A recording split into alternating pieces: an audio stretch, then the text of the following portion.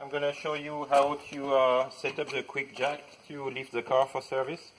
So here once you bring the pit cart in front of the car, just have to release the belt here, and we have one jack on each side of the car. So when I take a jack out, you see there is a hydraulic line. That piece that secures the lift in place must be on the outside of the car. So if I want the line to be here in the front, that means this one is going to go on the left hand side of the car. So I'm going to take that with me and bring it to the left hand side of the car. So here I'm going to open the doors. So inside this cabinet here we have the pump and the battery to power the jack. So here we have a remote control with an up and down button that's going to just lift up and down. One thing you have to be careful before using the jack, if you can look inside here, on the hydraulic fluid there is a small breather valve on top. You have to make sure this is up. If this is not up and if this is all the way down like this, the jack is not going to come back down. So make sure before operating the jack that this thing is up. Okay, so now I'm going to put the other jack on the other side.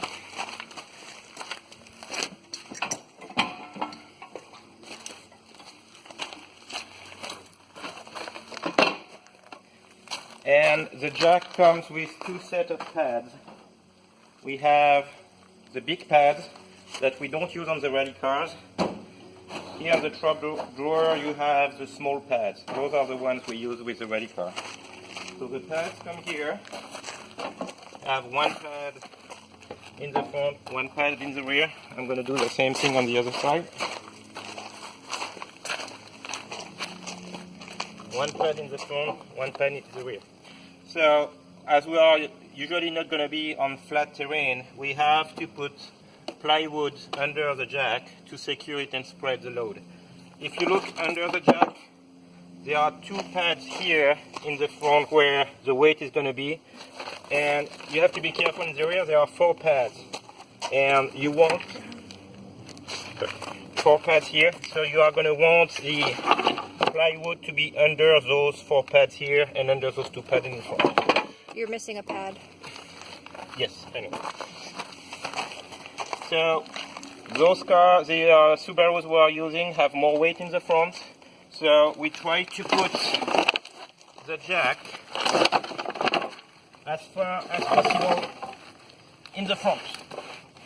So if you look under the car here, we have angle iron that has been welded all the way, so we can jack the car anywhere we want, but we are going to try to grab it as far as possible in the front. So here I make sure that my plywood in the rear is under my four pads, and here in the front I want my plywood to be basically in the center of those two pads. And this has to come out, right? That's all set. We are going to do the same thing on the other side, same setup on the other side.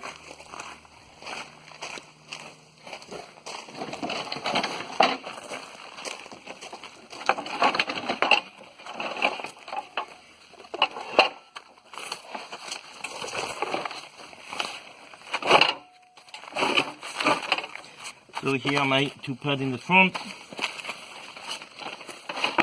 four pads in the rear. I am centered. Okay.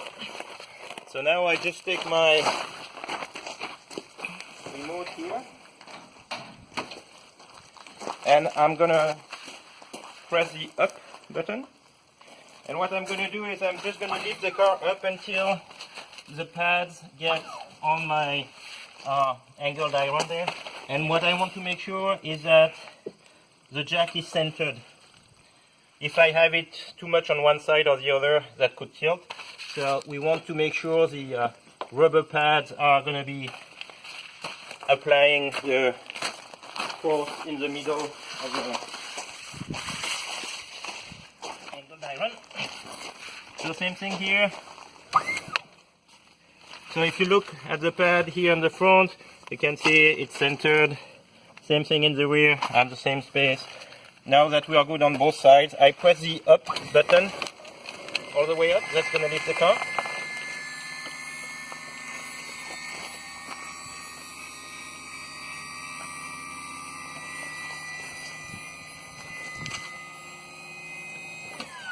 When I arrive at the top, I bring down the secure bar here on both sides.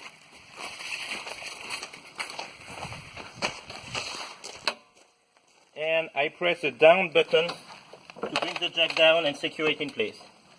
And now nothing moves, the car is secure in place. We can service whatever we want on the car. We can check on both sides. Everything is good. So now if I'm done with my service and I need to bring the car down, I have to release the lock. So first thing, I press the up button, bring the car back up, release the locker on each side,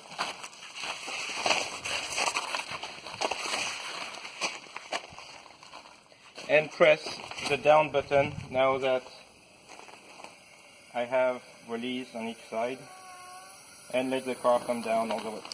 Making sure it's not on the wires. Making sure the lines are clear. If the jack doesn't come all the way down by itself, you can just give it a little push with your foot, so it just came down by itself. That's all good. So once you are done with that, you just have to take the jack and slide it to the side. You can leave the plywood in place or remove it.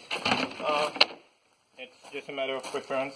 We can drive over the plywood. If it's really dirty, you want to remove the plywood from under the car so that it stays clean. And now we can just back up the car and the car is good to go. Okay?